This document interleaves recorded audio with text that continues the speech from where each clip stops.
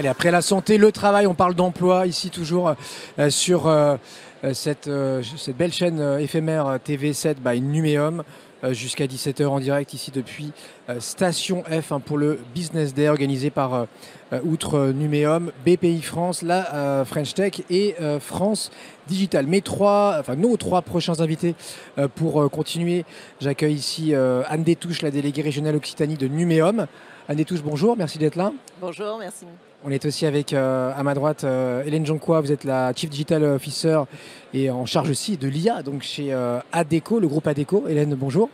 Bonjour. Merci. Pendant un petit quart d'heure, on a aussi la chance d'avoir avec nous le directeur associé du programme IA de France Travail, donc Data IA, Sylvain Poirier. Bonjour Sylvain. Bonjour. Merci d'être parmi nous pour évoquer effectivement la thématique de l'emploi, mêlée et dopée, j'ai envie de dire, à l'intelligence artificielle. Peut-être démarrer avec vous, Anne, pour Numéum, une IA qui va faciliter effectivement cet emploi. L'idée, c'est d'assister qui là J'imagine d'abord celles et ceux qui cherchent un emploi ou qui veulent bouger, changer de job. Alors, aujourd'hui, on va dire déjà, l'objectif de l'IA, c'est de permettre aux entreprises de gagner en compétitivité en améliorant les conditions de travail de leurs salariés, en les aidant à avoir plus de productivité, en utilisant un assistant fort qui va travailler dans leur environnement professionnel bien dédié. Là, on parle vraiment d'une aide à l'utilisation de l'IA pour pouvoir avoir vraiment des conditions de travail qui vont permettre d'être plus productifs, mais surtout avoir une créativité supérieure et de pouvoir faire vraiment ces missions qui lui sont attribuées et pouvoir se consacrer à faire évoluer son métier. Donc ça, c'est vraiment très important. Qu'est-ce que vous appelez un assistant fort ? Un accent fort. Alors, je vais vous prendre, on a fait le tour de France de l'IA. Moi, je viens de l'Occitanie. J'ai eu un super exemple d'une entreprise de plomberie qui s'était rendu compte que ces plombiers vivaient mal le rapport qu'ils devaient faire pour remettre qu'est-ce qu'ils avaient fait dans leur journée de travail. Ouais. Ces rapports, c'était des écrits, c'était compliqué, c'était pas facile. Il a mis en place une solution IA avec les mots professionnels de ces plombiers pour qu'ils puissent uniquement avoir à dicter quelles étaient les actions qu'ils avaient faites, que cette IA corrige tous les éléments, fasse un vrai rapport professionnel et déclenche directement l'envoi du rapport au client. Et à la lecture de ce rapport, les plombiers sont venus voir leur responsable en disant « c'est fabuleux parce que tout ce que j'écrivais, je me suis rendu compte que j'ai fait plein de fautes et ça me donne envie d'être meilleur et de pouvoir travailler avec un langage français qui est plus adapté à mon métier ». Donc ça le GPT plombier, quoi. Comment ? Le GPT plombier. C'était le GPT plombier, Ouais. tout à fait. Et il ne s'était pas emparé de ça. Et franchement, c'est de dire que l'IA, il est accessible à tous et pas qu'à des ingénieurs. Il est pour tous les métiers. Et c'est ça qui est important. Et c'est ça qui va aujourd'hui faire que l'IA va nous permettre de grandir au niveau de toutes nos entreprises et des emplois. Sylvain, vous aussi, vous avez des cas d'usage concrets là, chez France Travail. Faites-nous rêver un peu. Alors effectivement, je rejoins tout à fait ce que vient d'évoquer Anne. L'IA, c'est surtout pas une histoire de geek, c'est surtout pas une histoire de tech.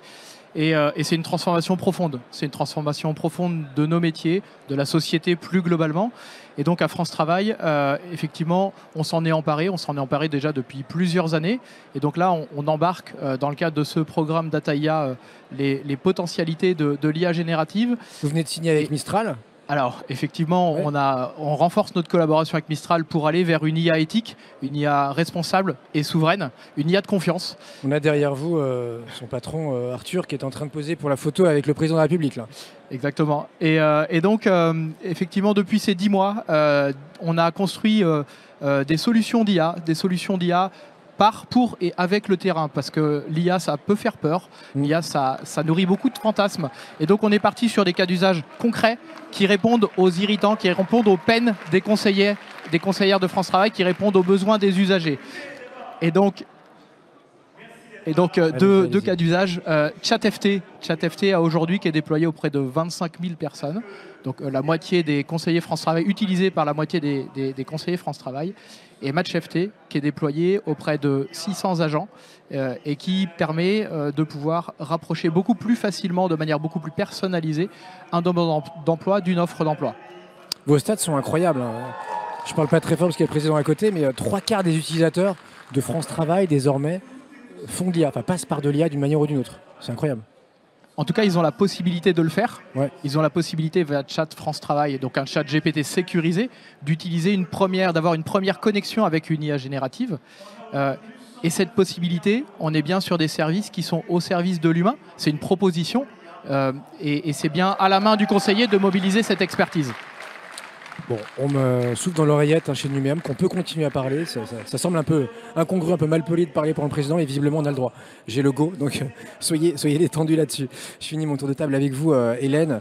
Vous me confirmez vous aussi chez Adecco, donc côté recruteur et côté candidat, l'IA est une formidable opportunité comme on l'a peut-être jamais connue. Oui, bien sûr. Et puis on a choisi de le prendre aussi comme ça et de se dire que c'était une véritable opportunité pour l'humain, que ça pouvait donner du sens. Et on a d'ailleurs développé plusieurs cas d'usage pour ça, à la fois pour nos candidats, en faisant un vrai levier d'inclusion.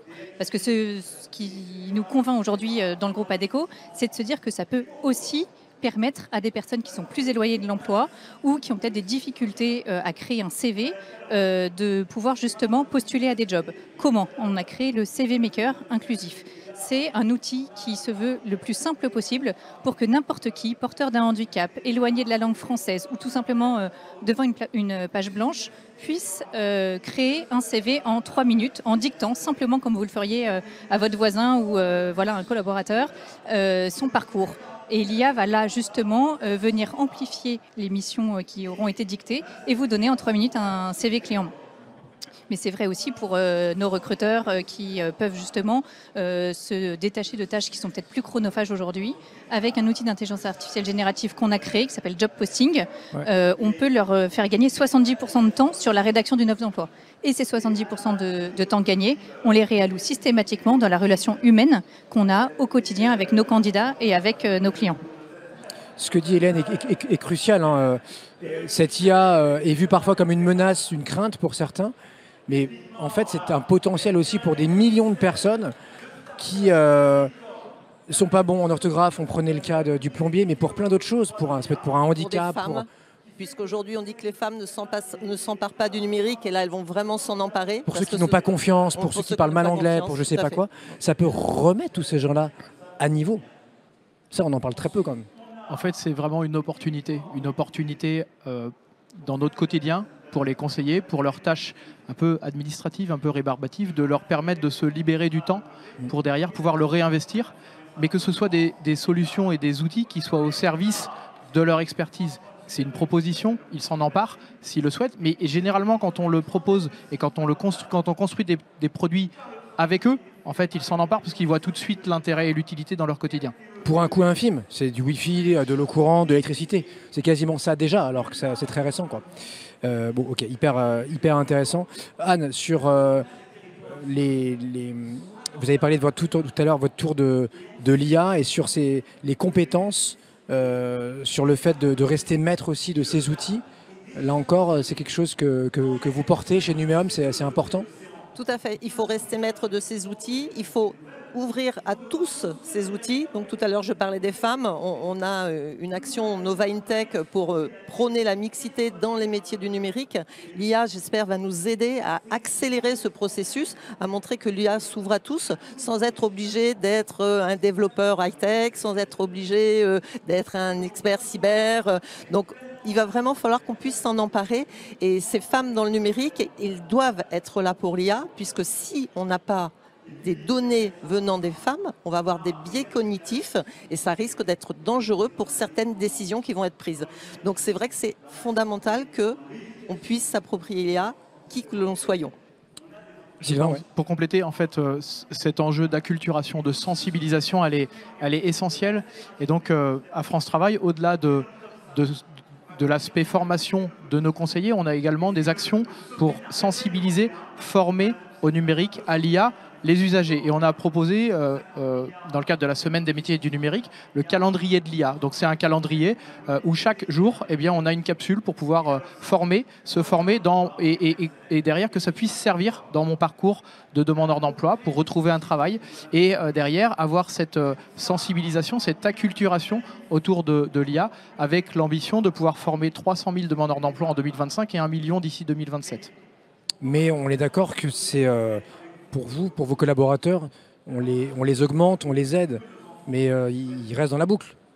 Il y a toujours une validation humaine, in fine. tous les services d'IA qui sont délivrés, produits à France Travail, sont guidés par une boussole qui s'appelle une charte éthique. Elle est publique.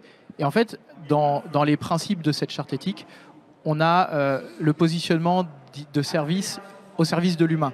Donc c'est des produits qui placent toujours l'humain au centre.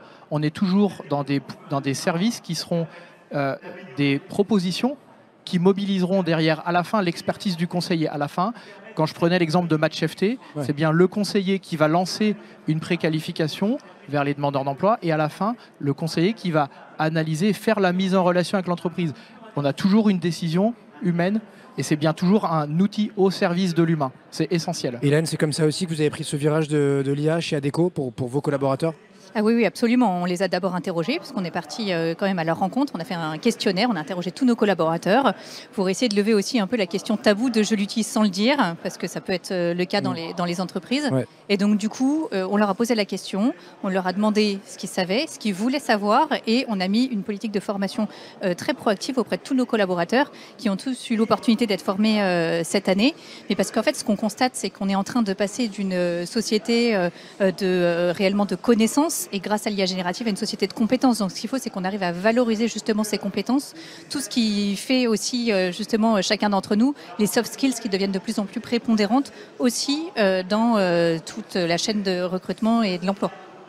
Merci beaucoup Hélène et merci à tous les trois, donc Sylvain et Anne, d'avoir été avec nous pendant ce petit quart d'heure. Et Anne, n'hésitez pas la prochaine fois, ramenez-nous le soleil d'Occitanie.